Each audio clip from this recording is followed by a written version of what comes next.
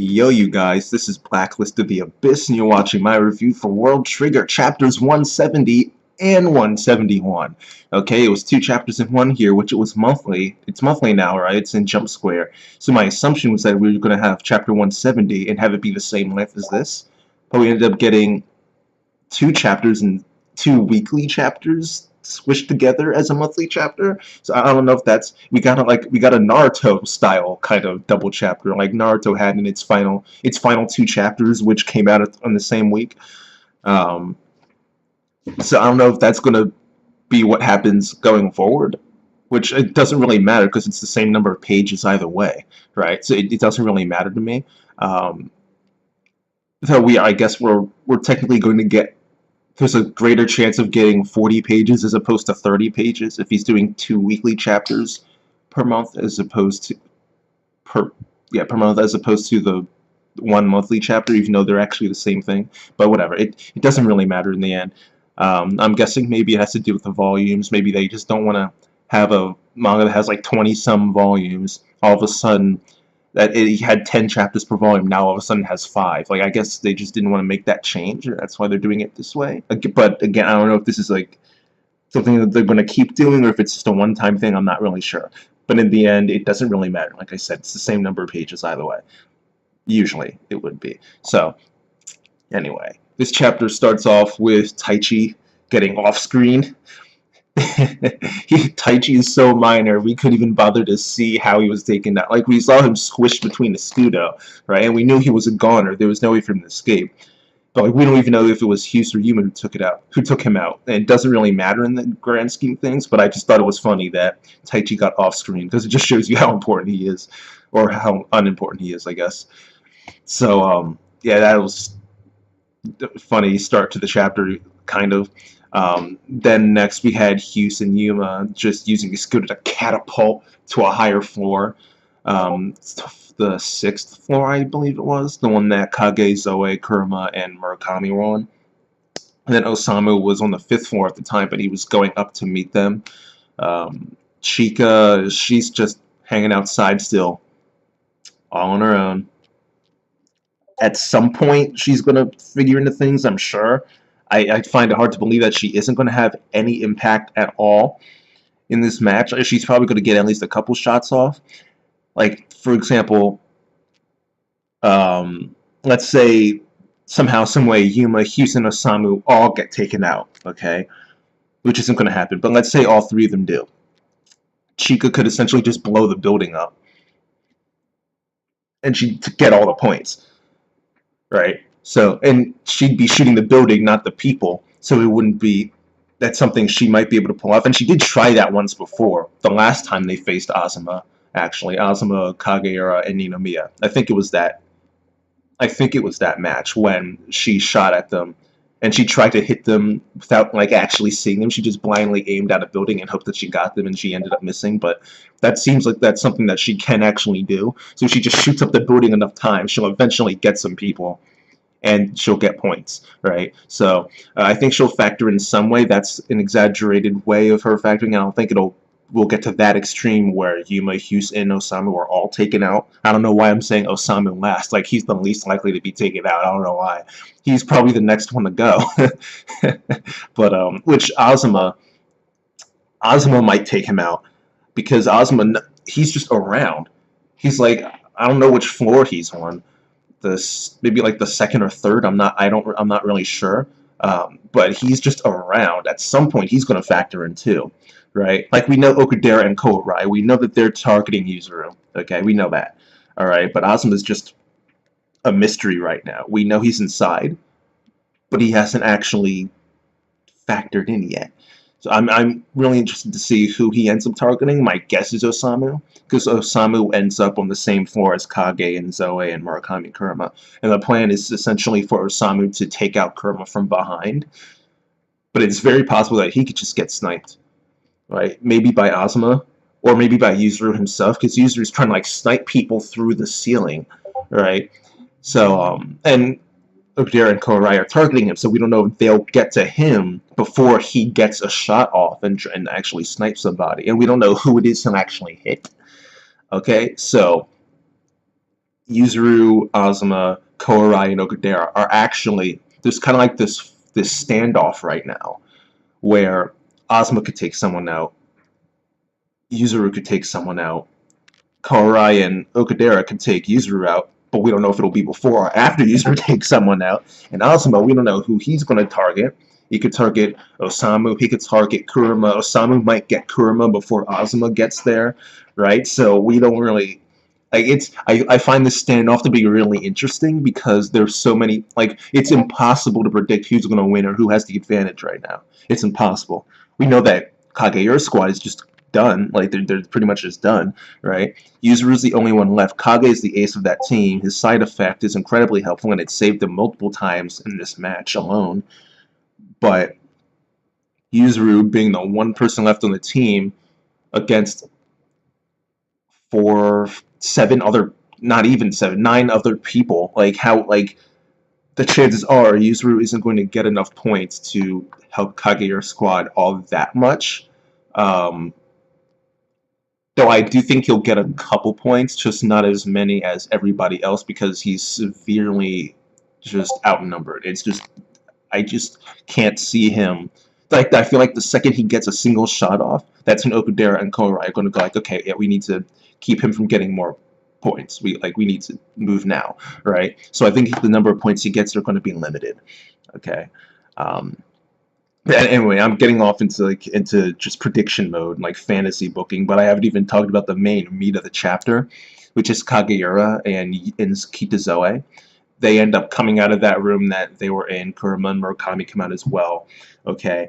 And they're kind of wary of Hughes because they don't know what his trigger set is. They know he uses Kogetsu because of those practice matches he had against a bunch of people like Ikoma and Tachikawa, which was a crazy chapter. Just remembering it, it's just hilarious. And it's just funny because he shows up and he's facing random people. Then all of a sudden, these bigwigs just keep coming out. Like, every second there's an even stronger guy that just so happens to be passing by. Like, even Tachikawa himself shows up. It was just funny, right? It was just a funny chapter. But because of that, they know he's Kogetsu. But they just have their instincts are telling them that he might actually be using more than Kogetsu, that he might be an all-rounder, which they end up being correct about. And what Hughes does is he uses Escudo to separate everybody. So he essentially turns it into a 2-on-1 fight between him and Yuma and Kage. Zoe's trapped, Murakami and Kurama are blocked off. They can't do anything, right? And it's supposed to be a 2-on-1 situation, but he essentially makes the 3-on-1 situation by using Viper. However, he tricks people into thinking that his Viper is actually Asteroid. Apparently, he has some strategy for their last match in the B Rank Wars to take advantage of this fact that people will think he has Asteroid as opposed to Viper. So the bullets curving and all that, like, that'll come into play with his strategy at some point in the next match. But for the current match, he's tricking people into thinking he has Asteroid, and he uses it to take out Kage's legs because he made it 3-on-1 essentially. The asteroid bullets were delayed, so Yuma comes in from one side, Hughes comes in from another side, and then Kage's open to those shots coming in. So he ends up getting his legs taken out. He's pretty much done at this point. His bailout was inevitable. Okay, but this is when Zoe breaks through. Okay, Zoe breaks through the Escudo when he tries to help out, but he ends up getting separated again by more Escudo coming up out of the ground. And Yuma jumps over and just takes him out quickly. Like he had no shot. He had no shot. Yuma took him out real easily, and which makes 2 points for Tamakoma. And before he bails out, Zoe manages to get one meteor shot off. And that meteor allows Kage to fall through the floor before taking any more damage. And then that's when he bails out. And the reason why that's important is because the way the system is set up, if someone bails out solely due to Treon loss, not because they got their head chopped off, not because they got stabbed in their Treon supply center or something, you know, like if they bail out simply due to Treon leakage and they just ran out of Treon, then the point ends up going not to the person who last hit them, but to the person who caused the most damage. Okay, and since that hit that Kage took from Murakami ended up dealing more damage and causing a bigger leak of Treon than Hughes' fake asteroid shots. That's what led to the point going to Susanori as opposed to Tamakoma. So it ends up being 2-1-0-0 at the moment. Tamakoma in the lead with 2, Susanori with 1, and then Azuma and Kageura with 0 points. Yuzuru almost got a point when he shot Osamu a few chapters ago, but Osamu hasn't bailed out yet. So we'll see if because I'm assuming Osamu is not finishing this match. Like, I'm assuming he's going to get taken out at some point. It's just the nature of Osamu. So I'm just assuming he's going to get taken out. So it's just a matter of whether he gets taken out due to Trion loss, which would have the point going to Kageura, or if he gets sniped and taken out that way, which could lead to the point still going to Kageura if it's Yuzuru who snipes him, since he is trying to aim for the floor to find people to shoot at. And Osamu is on that floor now. Like, you see the radar that Yuzuru was looking at, and there are only 4 dots there, I believe, which would show Kurama, Murakami, Yuma, and Hughes, right? But if Osamu comes into view because he's trying to take out Kurama, then Yuzuru could very easily shoot him as well, or shoot him as opposed to any of the other 4, right? But then there's Azuma, right? So, I mean, I'm finding this really interesting. Tamakoma needs to keep Kageura from getting points in order to get closer to surpassing them and making into the top 2 teams, which would then earn them an opportunity to earn their way onto the away team, because Border likes hurdles. So it would be to their benefit to keep Yuzuru from sniping anybody. It would be to their benefit to have Azuma's squad take out Yuzuru before he has a chance to fire, because no one knows he's there. No one knows he's aiming at them. I think Azuma predicted it, or maybe it was one of the commentators. Somebody predicted it that Yuzuru was going to be shooting through the ceiling to try to snipe people, right?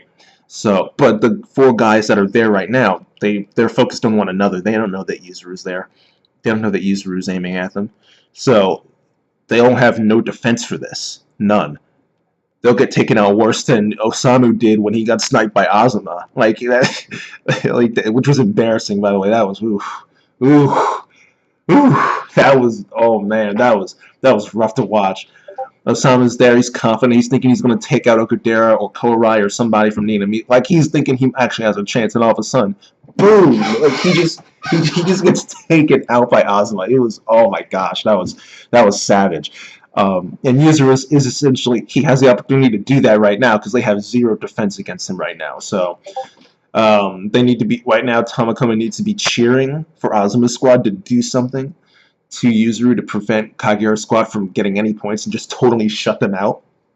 Then once Yuzuru is taken out, then they can focus on getting points from everybody else, because any points they get will make them closer to Kageura's squad. And they just have to hope that their final match allows them to either keep the lead that they get or get enough points to overtake Kage, right? So yeah, that's about it. I've theorized enough, I think. That's pretty much it for these chapters. I'm really interested in this standoff because, like I said before, you can't really figure out who has the advantage right now, because everybody's strategy can very easily be impacted by someone else getting involved. Osama's trying to take out Kurama, which would impact his and Murakami's strategy. Somebody could get sniped by Yuzuru, which would impact their strategy. Yuzuru could get attacked by Azuma's squad, which would impact their strategy, and Azuma's still around. Chika's still around, right? So everybody's strategies can very easily be impacted by some other team at any point in time right now. And that's what makes this match so interesting at the moment.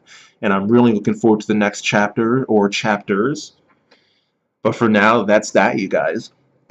I will give both of these chapters an 8 out of 10. Pretty solid. I think I don't know.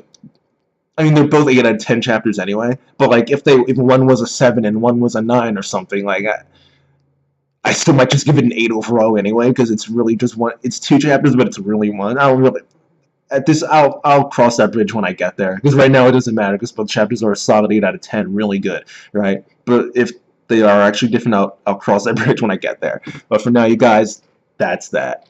Like, comment, subscribe, follow me on Twitter at BlacklistOTA, and I'll see you guys next time.